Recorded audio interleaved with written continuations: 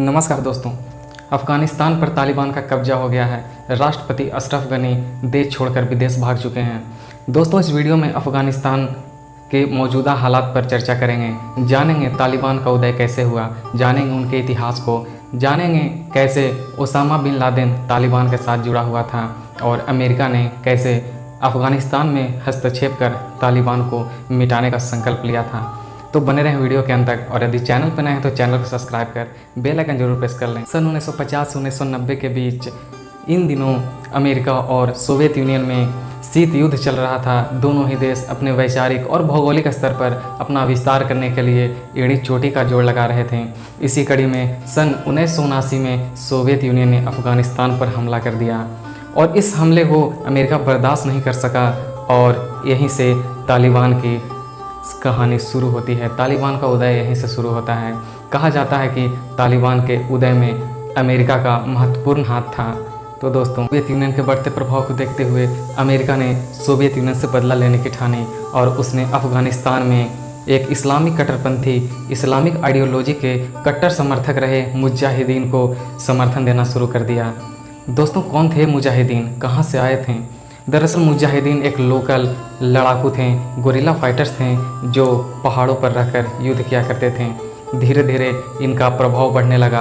America लगातार इन्हें हथियार की सप्लाई करता था और अमेरिका की गुप्तचर एजेंसी ने एक अभियान ऑपरेशन साइक्लोन चलाकर इन्हें करोड़ों रुपये की फंडिंग की थी।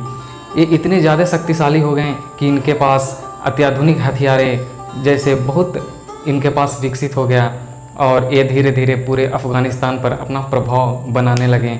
अमेरिका लगातार इन्हें हथियारों की सप्लाई किया करता था। अब सोवियत यूनियन धीरे धीरे पीछे हटने लगी।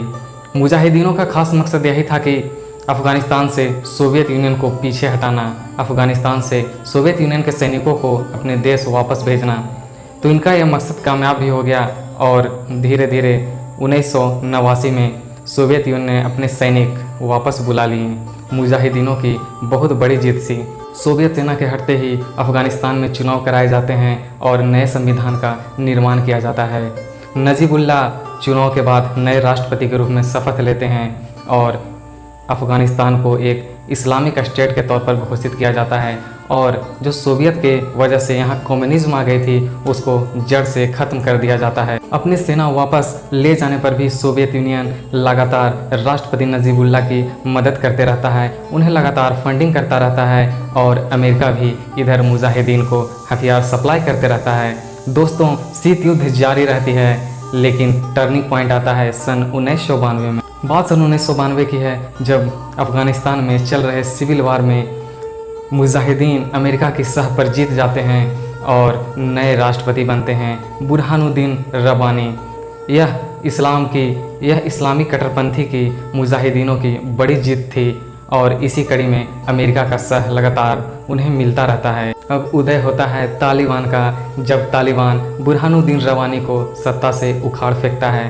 तो जानिए दोस्तों, कौन है तालिबान और कैसे यहाँ से उसकी शुरुआत होती है। तालिबान शब्द का पश्तो भाषा में मतलब छात्रों से है। जी हाँ दोस्तों, ये तालिबान शब्द सबसे पहले मदरसों में उभरा और यहीं से पश्तो आंदोलन के रूप में आगे बढ़ा। पहले यह सुन्नी कट्टर मान्यताओं को जारी रखता था और मदरसों में इसकी शुरुआत हुई। यह एक आंदोलन के तौर पर उभरा था और धीरे धीरे इसका विस्तार तालिबान के रूप में एक बड़ा संगठन के रूप में हो गया। तालिबान ने मुजाहिदीन समर्थक राष्ट्रपति बुरहानुद्दीन रब्बानी को सत्ता से हटा दिया और सत्ता पर खुद काबिज हो गई। सन 1998 आते आते लगभग 90% अफ़गानिस्तान पर तालिबान का कब्जा हो गया था। दोस्तों, मुजाहिदीनों के ज़्यादतियों से अफ़गानिस्तान की जनता परेशान थी। पहले तो वे सोवियत संघ की ज़्यादतियों से परेशान थी, उसके बाद मुजाहिदीन आ गए थे। अफ़गानिस्तान की जनता को लगता था कि तालिबान नई आई है तो यहाँ विकास ज़रूर करेगी। पहले पहले तो तालिबान का स्वागत किया गया लेकिन बाद में उसका असली रूप बाहर आ गया। वे इतने कठोर प्रतिबंध लगाने लगी कि अफ़गानिस्तान की जनता त्राहिमाम करने लगी। दोस्तों, इन प्रतिबंधों की लिस्ट बहुत ही ज़्यादा लंबी है। उनमें से कुछ प्रतिबंध थे जैसे पुरुषों को दाढ़ी रखना अनिवार्य कर दिया गया और महिलाओं को पूरे शरीर पर बुर्का पहनना अनिवार्य कर दिया गया। 10 साल से ऊपर की लड़कियों को स्कूल जाने पर पाबंदी लगा दी गई और सिनेमा, म्यूजिक आदि पर पाबंदी लगा दी गई। महिलाओं को अकेले बाहर निकलने पर पाबंदी लगा दी गई और छोटे मोटे अपराध जैसे चोरी और कुछ अपराध पर सरेआम मृत्यु दंड दिया गया। तो ऐसे कठोर कठोर नियम कानून लागू कर दिए गए अफ़गानिस्तान की जनता पर तालिबानों के द्वारा।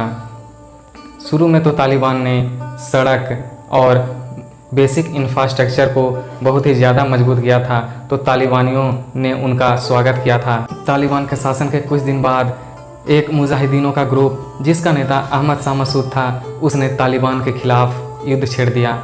लेकिन यह युद्ध ज़्यादा दिन तक नहीं चली और सन 2001 में तालिबानियों ने अहमद शाह मसूद की हत्या कर दी और उसके बाद और भी शासन आगे बढ़ाने लगे। अहमद शाह मसूद के मरने के कुछ ही दिन बाद 11 सितंबर सन 2001 को अमेरिका पे वर्ल्ड ट्रेड सेंटर पर हमला हो जाता है।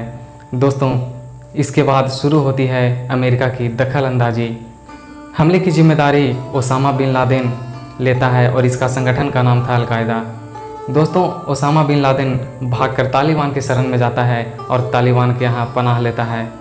अमेरिका तालिबान को ओसामा को सौंपने के लिए बोलता है, लेकिन तालिबान साफ मना कर देता है।